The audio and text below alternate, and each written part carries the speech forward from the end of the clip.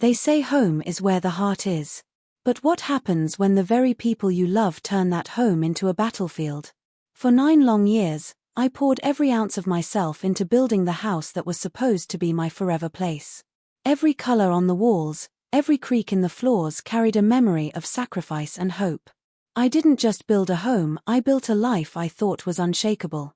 My husband, Ethan, and I had dreamed of that house since the early years of our marriage. He was a quiet man, grounded and methodical, while I was the planner, the one who saw beauty in the small details.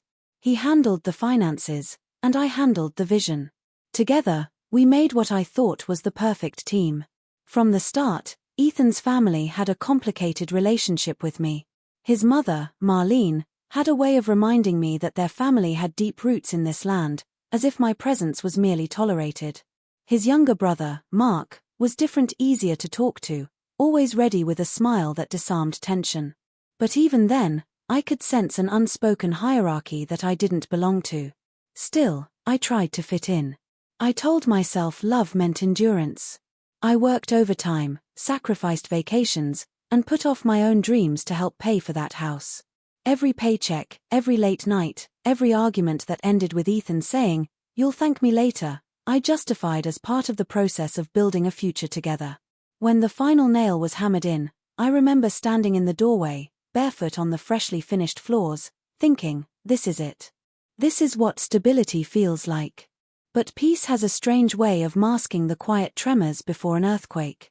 It began subtly, the way Ethan brushed off my questions about the mortgage paperwork, how he avoided talking about whose name was on the deed. At first, I assumed he was just tired, stressed from work. But the unease grew.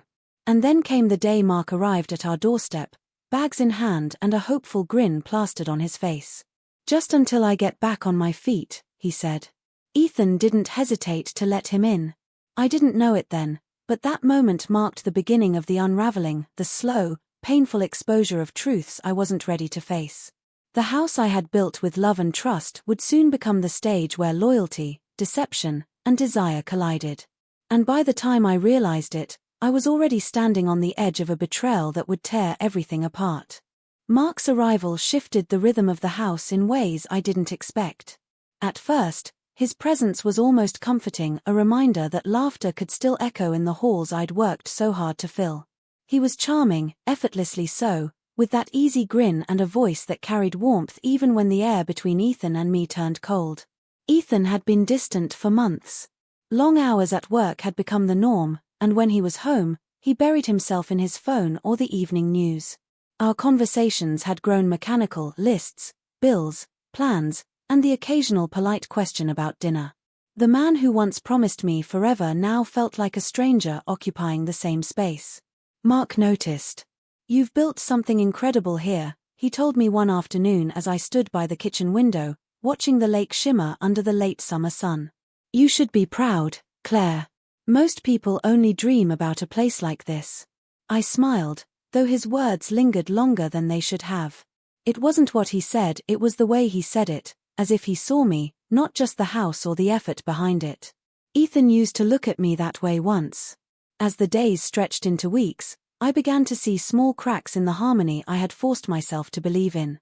Ethan would come home later and later, sometimes not at all. His explanations were vague, and his indifference gnawed at me. Meanwhile, Mark became more present, helping with small repairs, asking about my day, listening when I spoke. I told myself it was innocent, that kindness didn't always hide intent.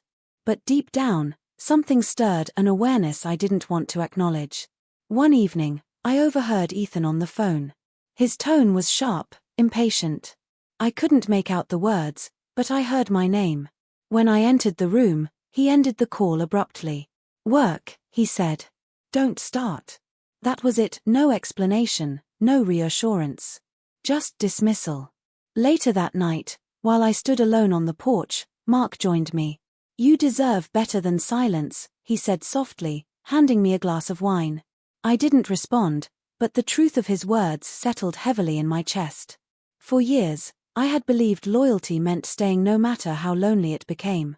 But standing there, under a quiet sky and beside a man who wasn't my husband, I felt something shift, something dangerous, yet undeniably human.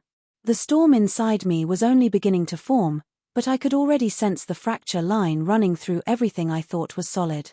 And I had no idea how far it would spread. It started with the small things, the kind you dismiss at first. A look held too long, a conversation that drifted somewhere it shouldn't. Mark and I never spoke about the tension between us, but it hovered in every room like a shadow that refused to leave. Ethan's absence had become routine by then. He'd leave early, return late, sometimes not at all. Meetings, he'd say, without bothering to meet my eyes. I wanted to believe him, but trust erodes quietly, grain by grain, until one day you realize there's nothing left to hold. One evening, a storm rolled in from the lake. Rain lashed against the windows, wind howled through the trees, and the power flickered out. I was lighting candles when Mark appeared in the doorway, holding a flashlight and that familiar half-smile. "You shouldn't be alone in this weather," he said. "I'm fine," I replied, but my voice wavered. He stepped closer, his face lit only by the glow of the flame. "You don't always have to be." The air between us thickened, unspoken, electric. For a heartbeat, I forgot everything, the years of silence, the resentment, the ache of being unseen. His hand brushed mine as he passed me the flashlight, and that single touch felt like something breaking open inside me. I pulled away quickly, mumbling that I needed to check the circuit box. But that night, lying awake to the sound of rain, I couldn't silence the memory of his eyes in the dark. Over the next days, guilt gnawed at me. I avoided Mark, buried myself in chores, tried to convince myself it was nothing. Yet, he seemed to find me everywhere, in the kitchen, the garden, the porch. Always there. Always too close. And then Ethan came home early one evening, tension in his shoulders and suspicion in his gaze. "You've been spending a lot of time with my brother," he said flatly. His tone wasn't jealous, it was accusing, territorial. "Maybe because you haven't been here," I snapped, surprising even myself. He stared at me for a long moment before saying quietly, "Don't forget whose house this is, Claire." Those words hit harder than any argument we'd ever had. Whose house this is. That night, I opened the drawer where we kept the property papers. I'd never paid much attention before, trusting Ethan completely. But as I scanned the documents, my stomach turned. His name. His family's. Not mine. 9 years of saving, building, believing, and my name wasn't anywhere.